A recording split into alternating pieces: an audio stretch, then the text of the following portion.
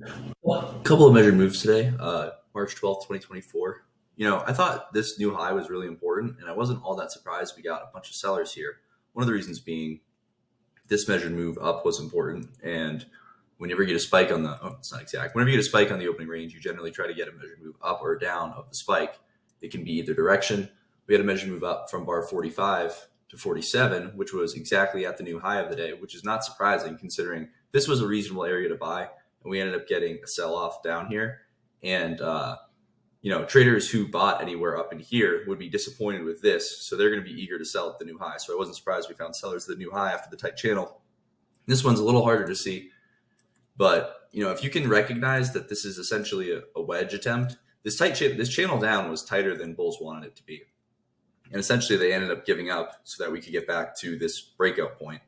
But we ended up getting a measured move down of that as well, and that's roughly where we reversed on 40. So not all that surprising.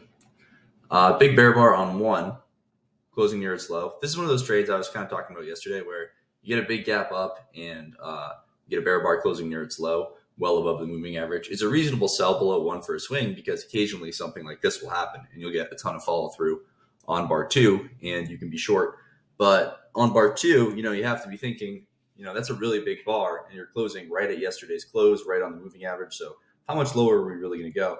It's okay to be short on the close of two, and you can theoretically sell more below two, but it's a really big climactic bar. So while I don't think, I thought it was unlikely that we were going to get a reversal up. I thought we were going to start to go sideways at least, or get some sort of small bounce, but I did think we would get a lower high, which obviously did not end up happening.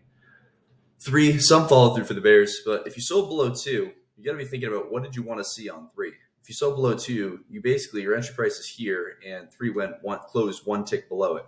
So if you sold below two, a big bar, big risk, you wanted to see another bar like 213, continuing to get a big sell off, and instead you got a really sideways bar on three, closing on its low, but a big tail on the top, and it's essentially still at your entry price. So if you sold below two and three is still sitting at your entry price, that's not very good. It's not as bearish as you want it to be. And on four, I don't know if Bears got 1-to-1 of their true risk.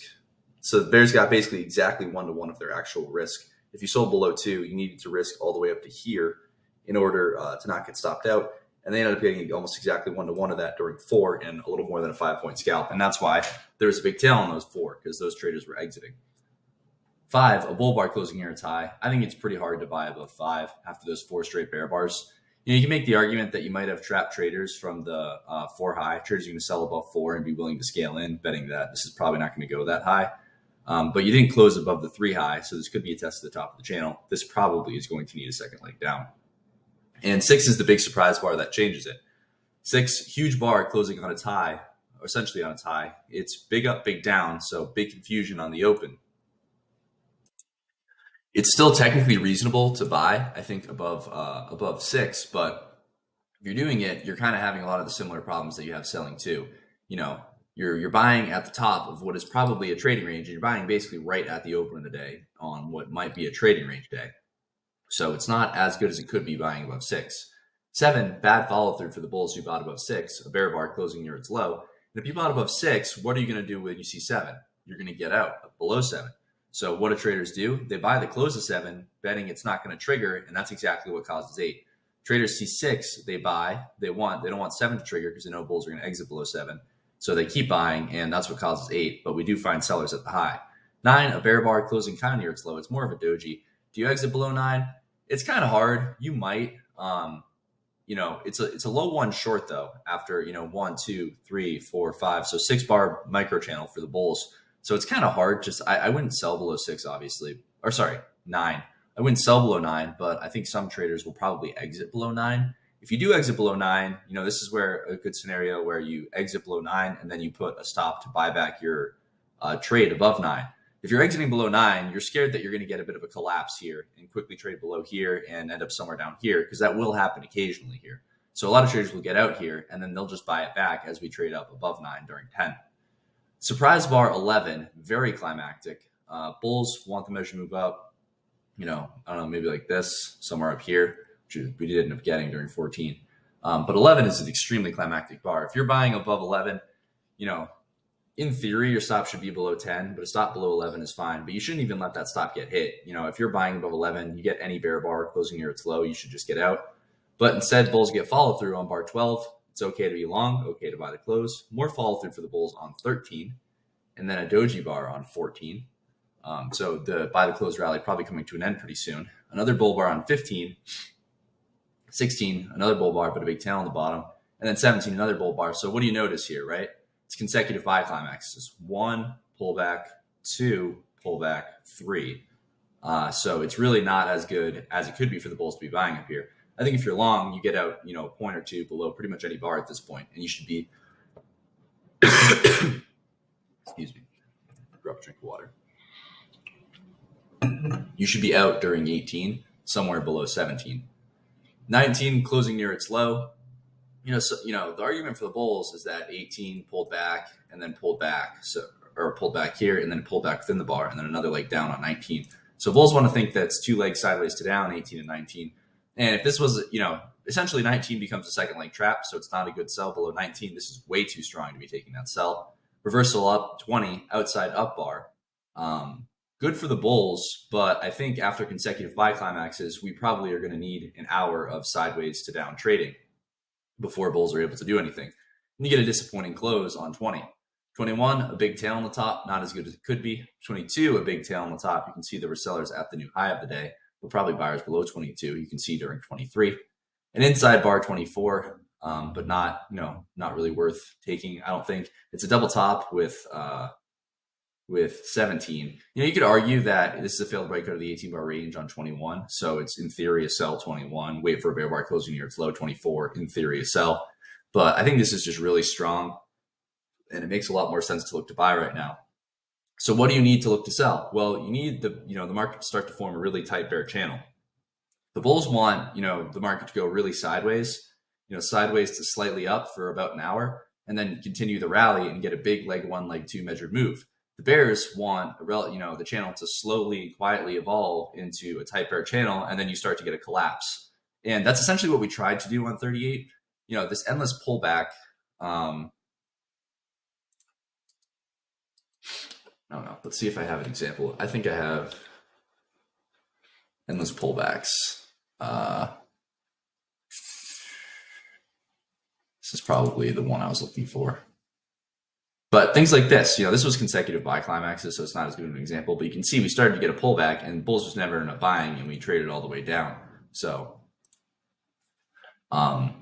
basically, bears want some sort of endless pullback here, and bulls want sideways into the second leg up. That follow through 25 for the bears sold below 24, not surprising. But a high one above 25, so not very good for the bulls. We're probably just going to be very sideways, and it's a bear close at the top of the trading range. 26, bad follow through. 27, big bear bar, but a big tail on the bottom, not as good as it could be. You can see anyone who sold the close of 19 was scaling in higher above the high of the day, and they were probably using this to buy back a lot of their shorts. 28, it's a high 2 for the bulls, high 1, high 2, but a bear bar, so not very good.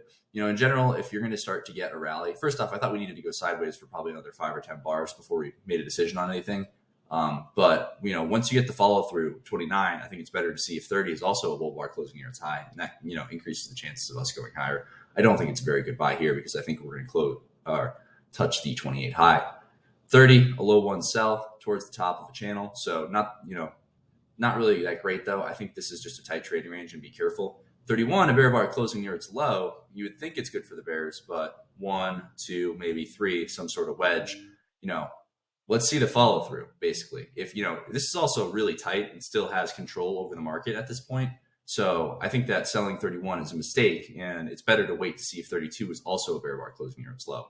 That's really not going to happen all that often. It would be surprising. Think about it. If you sold 31 and 32 looked like 31, you'd probably be pretty surprised that the trade is going your way. Meaning this is lower probability. So it's not great to sell below 31, I don't think. And if you get follow through 32, it's better to just wait for that because that's a much higher probability sell.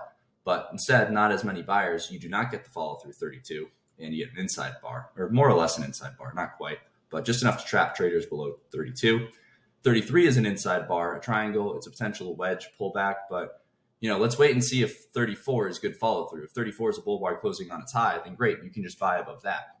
And instead, you get a bear bar closing near its low 34. You know that bears who sold below 31 would have exited above 34. So bears sold to close to 33, trying not to let it trigger. And that's exactly what happened. 34, bear bar closing near its low. And at this point, it's subtle, but you can kind of start to see that, there's a clear slope to this range and there's a clear, channel line. And this is starting to get relatively tight. And this, you can see that it's a triangle and it's coming to the apex of the triangle at a certain point. And when you get a breakout of a triangle, like I was mentioning, obviously the measured move is a target down. And the apex of the triangle here is going to be a target if we start to get a bounce. So 35 follow through for the bears. It's okay to be short. It's probably, it might have gone always in short on 31 briefly. It's probably always in short somewhere in here. I think it's definitely always in short on 38. So bad follow through on 36. Kind of more bad follow through on 37. Any bears who were short disappointed started buying back shorts, and then outside down surprise 38. I thought 38 changed the character of the market. The bulls had a couple of chances, but I think this represented them giving up. So the question becomes, how strong is this breakout going to be? The bears have a couple of problems, and I think the biggest one being that the 8 high is a breakout point. There are bears who sold this high and were willing to scale in higher, and they ended up getting trapped, and they had to scale in a lot. And they're probably very disappointed in how this has looked, and they're relieved to get out of their first entry at break even. So I think there's probably going to be a lot of buyers at this high. So that could be a concern for the bears. Additionally, this rally was really strong, and we're around a 50% pullback. You can see of the entire rally. So 50% pullback, a breakout point. So there's a lot of problems for the bears here. And a lot of the bears who sold 38 saw 39. Okay, follow through, but let's see if we get through here. And, you sell the close 38 and you're able to make exactly 10 points. You can see the traders who sold there were able to make exactly 10 points on 40. And with all the support, they figure that it's better to just get out. And them buying back shorts causes the big tail on 40 and causes the bull bar on 41. Bear bar 42, but the doji bar, not that good. Outside down 43, but you're not going to sell unless you get a bear bar closing near its low. And 44 is not good enough follow through. 45 is a double bottom. It's the problem is the channel essentially was really tight from 24 to 45. So you had a really tight channel. It's probably a credible buy above 45, betting on a second leg from this. But I personally, I think it's a lower probability trade. And I think it makes a lot of sense to just wait to see if you get follow through on 46. Because it has to be exceptional follow through on 46. If you're buying above 45, it's a pretty sensitive trade. You need to get really good follow through really quickly. And this is one of those times where you get great follow through on 46. And so I think it makes more sense to just buy above 46. It's nothing wrong with buying above 45. It's a reasonable buy, but it's just lower probability. I think it makes more sense to wait to see if 46 is closing near its high, which it did, and an okay buy there. So what are the targets, right? Well, the most recent sell climax high is here. There are theoretically bulls who front ran this, the buy of 33 and bought the close. So this should be a target as well. And I think the glaring one is the high of the day. And, when I saw 45, 46, 47, and then we got a pullback 48, I was not surprised to figure out that the measured move up is exactly the high of the day. The algorithms, or one tick above the high of the day, the algorithms do that stuff in order to, create more sellers at that profit target, make it more likely that it's going to get there, because there's all sorts of different traders using all sorts of different reasons why they need to take profits at that high. So a pullback on 48, and then an inside bar high 149. We're probably back to clearly always in bears would exit above 45, and we're back to clearly always in long 46. High 149. Bulls, they want follow through and basically the channel now. So this was the spike, and 48 is the pullback, and they're hoping 49 is the start of the channel, and that they're going to get a channel all the way up to the high of the day, which is what ended up happening.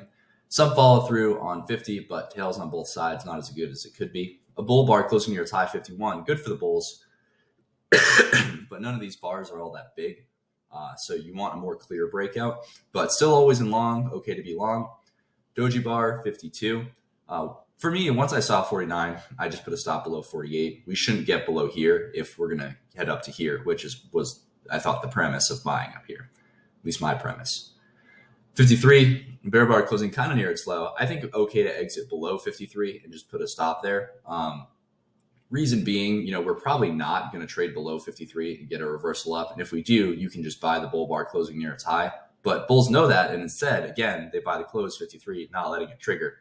Fall through for the bulls 54, 55. And, for me personally, when I saw the close of 55, I thought, I was pulling my stop a couple points below each bear bar or bull bar because I figured that we were going to try and get some sort of bounce, which we did on 57. 57 closed or was on its high for, a minute or two. I thought we might try and get some sort of bounce. I just wasn't sure exactly how high it was going to test.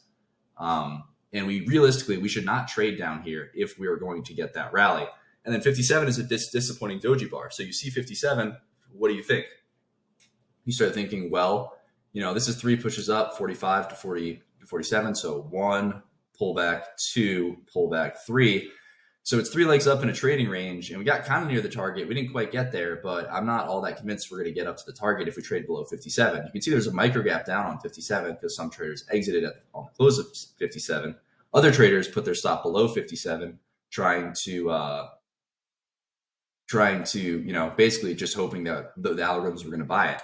And I did that. So I was long and I put my stop below 57 because I was just going to exit below. And I bought a little bit more on the open of 58, betting that, it was low probability that was going to happen. But I was just thinking that, we still might have to get here. And as long as we don't trade below 57, I think the premise is still valid.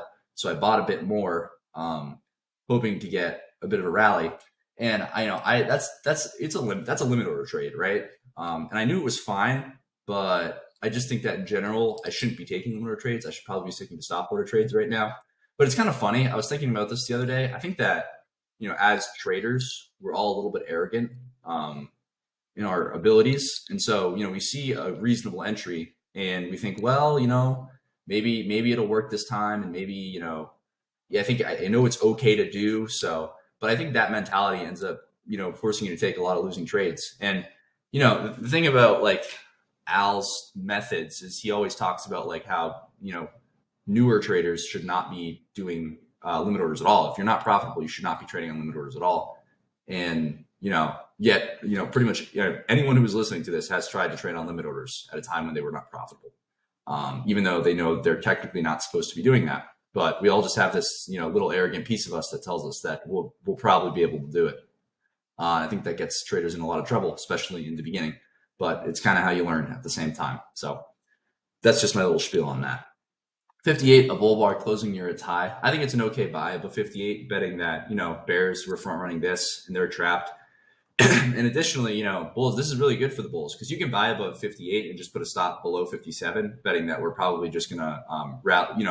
If you're doing that, you're basically, you're buying here. What you want is pretty much a straight up rally. You want it to just go right to this high, and you're getting better than 2-1, or at least 2-1.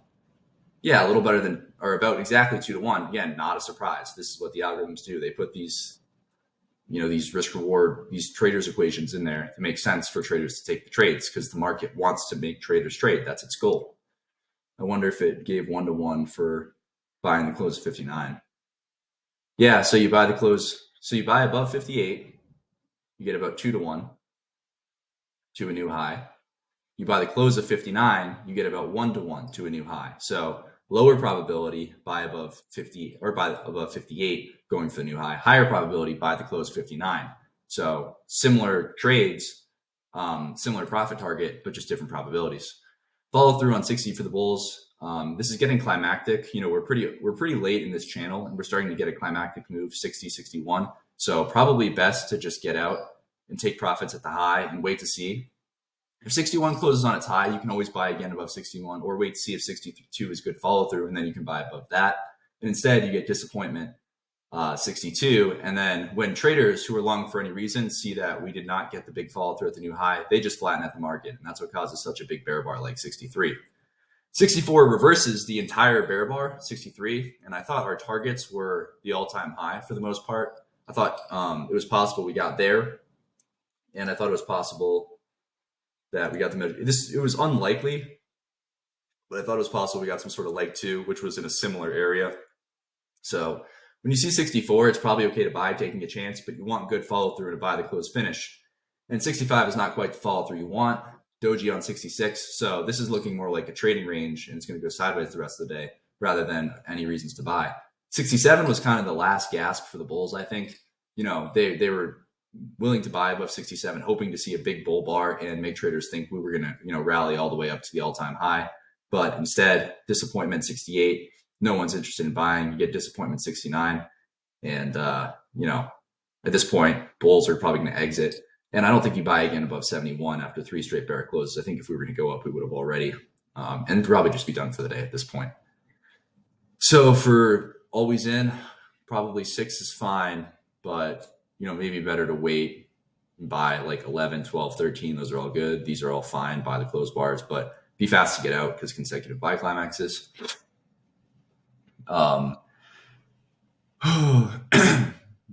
Maybe 34, but tough. 35, probably sell the close. 38, 39. But you got to get out. Maybe buy about 45, 46, 51, 58, 60. Sorry. 64. And yeah, basically big 2 legs up today. Sell climax on the open. On the daily chart, good for the bulls. We'll probably reach the all-time high. But again, at the top of this channel line, so expecting disappointment. And any sort of big breakout to the upside would definitely be seen as climactic. Yeah,